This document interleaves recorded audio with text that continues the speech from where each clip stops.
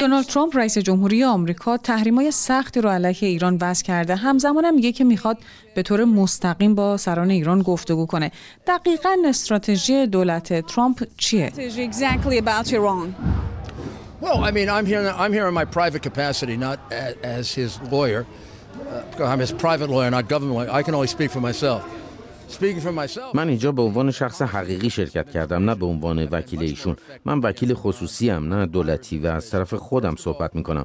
فکر میکنم که رویکرد این دولت علیه ایران خیلی موثرتر از رویکرد دولت قبلیه. قبل از هر چیزی توافق خیلی بد هسته‌ای رو لغو کرد که پول زیادی رو به ایران رسوند. حکومتی که فقط از تروریسم حمایت میکنه. افزایش تحریم ها خیلی موثر بود. آقای ترامپ استعداد خاصی در گفتگو و کار کردن با افراد داره. میبینیم که چه تغییراتی در کره شمالی یا جاهای دیگه دنیا ایجاد کرده.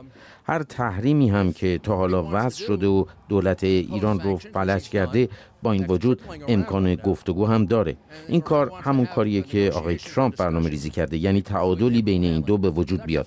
تحریم ها خیلی موثر بودند برای اینکه هر روز در ایران اعتراض هایی بر علیه رژیم انجام میشه. مردم کشته میشن ولی باز اعتراض میکنن. برای اینکه در حال حاضر اقتصاد ایران اوضاع خرابی داره. مردم رهبر و روحانی رو مسئول میدونن. برای اینکه اینها تمام پول رو به جای خرج کردن برای مردم خودشون برای تروریستا در سراسر جهان خرج میکنن. پس تحریم ها موثرن. اینکه گفتگو میکنیم یا نه، این سوال روی کرده دولتی که فقط خود دولت میتونه جواب بده. That's effective. Now, do you talk to them or don't you talk to them? That's a question of diplomacy that only the President and Secretary of State can decide. شما اینجا هستید که مجاهدین خلق رو حمایت کنید. این گروه مخالف چه ویژگی داره که شما از اونها حمایت میکنید؟ So I've been involved with NCRI and their related groups including MEK for 11 years. من با شورای ملی مقاومت ایران کار کردم که به مجاهدین هم ربط داره. بنابراین سابقه همکاری ما طولانیه، همونطوری که خیلی از جمهوری‌خواها و دموکرات‌ها این کار رو کردن. گروه بسیار قوی و قابل اعتمادی هستند. رهبر گروه مریم رجوی زن قدرتمندیه که قهرمان مورد علاقه منه.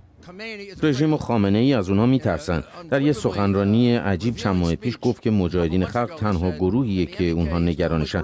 تنها گروهی هستند که سازماندهی خوبی دارن و میتونن حکومت رو در ایران به دست بگیرن که با سایر حکومت‌ها تفاوت داشته باشه.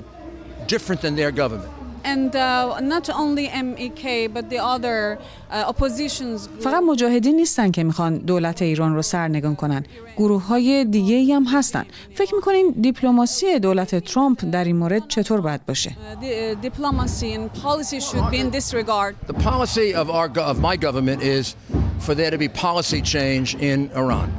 رویکرد دولت ما تغییر رفتار حکومت ایرانه.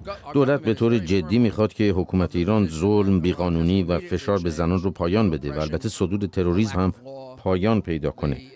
حکومتی که بزرگترین حامی تروریسم در جهانه. اینها باید هر چه سریعتر تغییر کنن. این مواضع دولته، ولی من اگر به عنوان یک شهروند آمریکایی از طرف خودم صحبت کنم، میگم با وجود مجاهدین خلق باید رژیم ایران سرنگون بشه. معتقدم این حکومت استبداد مذهبی که امکان نداره به یک حکومت آزاد و دموکراتیک تبدیل بشه. اونا آدما رو میکشن، ترور میکنن. دوبار هم میخواستن خود ما رو بکشن. بنابراین من تجربه شخصی هم دارم. به نظرم این رژیم باید بره. اگه دولت آمریکا هم مدافع این نظر میشد که خیلی عالی بود، ولی فکر نکنم اینطوری بشه.